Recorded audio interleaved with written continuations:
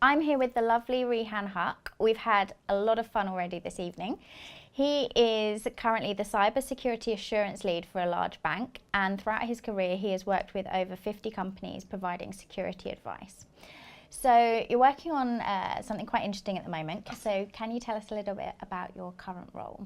Okay, thank you, Karla, for giving me this opportunity for this interview. Yes, absolutely. So recently I'm working for Provident Financial Group.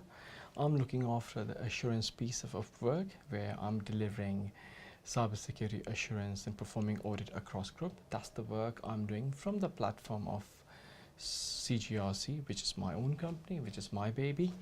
So I established this company last year, and across globe, primarily Europe, Middle East, West Africa and Asia, I'm providing services. So one of the projects we win, that's what I'm doing at this point of time. So, and yes, at this point of time, that's the work.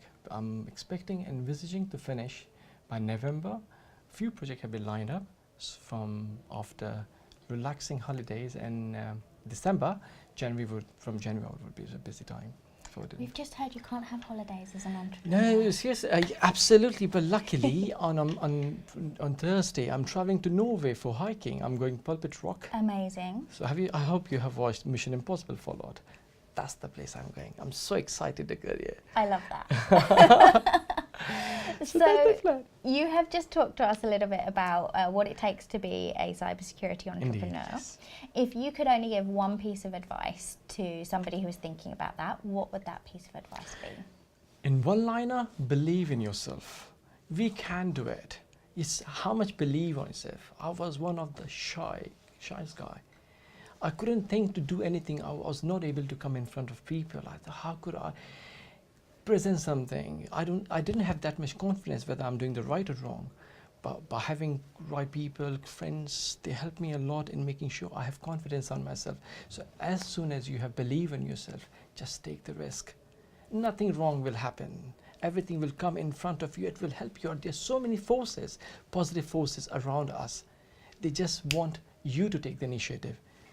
Until you don't have belief on yourself, it would be difficult. So believe and firm belief. That's it. You can do it. You can do it. I love that advice. Seriously, that was the case, because if I couldn't have that much confidence, seriously, I was not able to run a global-wide business I'm running in Denmark, in Nigeria, in Gambia, in Pakistan, in Qatar, in Saudi Arabia, in Business Park we are about to launch, in UK. It would be difficult. So. Yeah, I love it. I think that's great advice. So, you've been in security a little while now. How Indeed. have you seen security change throughout your career? So security has been completely changed. My major concern, but the one interesting thing which I've seen, and as I'm in the UK from the last 15 years, so I work with British Petroleum, Rail, Deloitte, Smith & Nephew, right now one of the biggest group I'm working. The problem which we have seen even from day one, we as a company primarily focus on technology, but we completely forget then cybersecurity talks about CIA, confidentiality, integrity, availability, but from the scenario of people, process and technology. We are so good when we talk about technology, but we completely forget about process and people. So until we don't have the risk-aware culture, it's hard to deliver what you're looking for. So if I see from 2016 till now, we are still believing so much on technical solutions. If we focus on the whole pyramid, people, processes and technology, situation could be completely better. So if I see things are changing, trend is changing, emerging, because so much demand, because we have been pushed to think about people as one of the biggest threat, outsider. But now, because we learn by mistakes, if we embed security in people, risk-aware culture, by having the right processes, automatically as a trickle-down, you could have the right technology. So that's, I have seen now, people, organization and regulators push them to have the right processes. So yeah, that's the change I've seen, from technology to people and processes. So that's good. It's a good change. Hope every organization will learn. See how it goes. Well, it tends to take them a little while to learn. Absolutely. But I think, the problem is we learn the hard way. Yeah. we could be learning, right? We have these best practices, ISO 27000 from the last 15 years, right? What else we could have?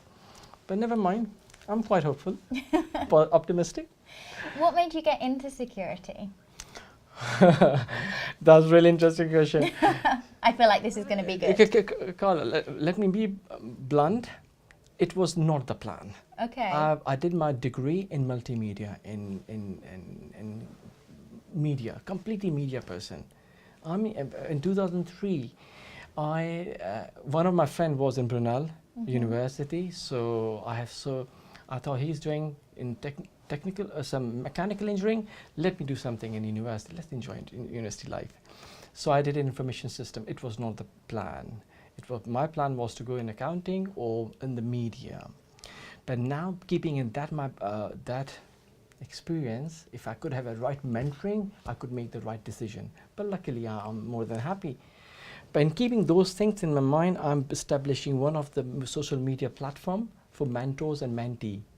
Okay, wow, tell us a bit about that. So that's the plan I have, that in the 3 to 6 months time, I'll be using the blockchain technology, and we have so many mentors, right? As a mentor, I can see so many 15 to 21 years and 21 years to 30 years. They struggle to make the right decision.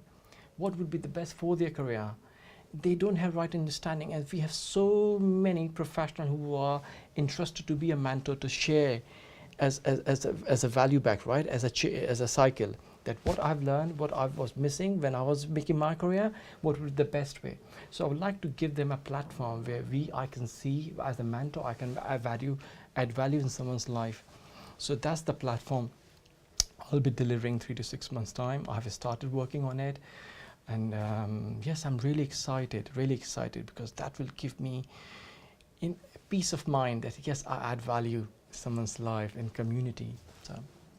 And I think there's actually a real opportunity in the industry for that sort of platform. If you could go back and say one piece of advice that somebody gave you in your career that you feel really helped you, can you think of anything like that? Yes.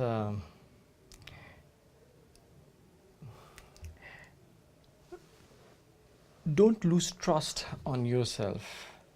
One of my teacher, he advised when I was one of the worst time in my life, when I lost everything, from family, from friends, from relationship. So I was so down. Everything looks negative at that point of time. So one of my teacher, he advised me, Rehan, until you don't trust on yourself, don't be positive in your mind, it would be difficult that you will find everything will be negative. So you have to play around with your mindset, because this mindset shows the picture which you want to see, but you have to see what is around you. So that's why from that day I started, this is my mantra: you can, you will, you must. So that's I'm using so many times, so many places, when I was in front of C-suite, when I'm in front of people as a public speaker. That's I keep thinking before going, few seconds before, Rehan, you can do it, you must do it, you will do it. That's it, bang. So it helped me a lot. So if I can do a really shy person, you can do it. I love that. Now, a lot of your work is international, so you're getting exposure to a lot of really different projects and cultures. Is there anybody out there doing something that's really exciting you at the moment? For me, or as far as these projects are there? In terms of security. So, as far as the regions where I'm working, because luckily, as I mentioned during my session, that one of my strategy was to work with regulators. So I couldn't find many competitors. So that's the edge I have. So as a byproduct, I get all the FS, financial services, and those people. So I couldn't find many people who are working in this emerging economies, because it's hard to take the risk, because behind the curve, so many issues, so much politics, so much diplomacy, so much corruption. Not everyone is willing to take the risk, because we are, as a human, we try to live in our comfort zone. So I thought, If I would like to be like others, it could be difficult, just stretch my corners. So I haven't come across with many people who are working in this region.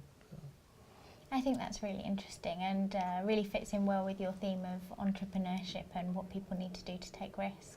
Yes, and until you don't see the picture from both angles, so what I do when I interact with anyone, as far as when clients are concerned, I try to put myself in their shoes. What would be their thinking? What's their mentality talks about? I try to observe as much as I can, because one of the skills which you have to have is that you have to be a good listener. You have to use your sixth sense. So when everything I normally observe, I started my career as an auditor, IT auditor, so that skills me, helped me a lot. By understanding people, what would be their thoughts? If I could be him or her, what I should be doing the next step. That helped me a lot. So. Great. Well, thank you so much for being with me this evening. It's been a lot of fun, and thank you for speaking at CyberTalks. It's been a pleasure to be here. I was so excited, and now I'm feeling much better that I really add some value. And as soon as I launch my mentoring platform, I hope it will help a lot. Excellent. Thank you. Thanks, Karla. Thank you very much.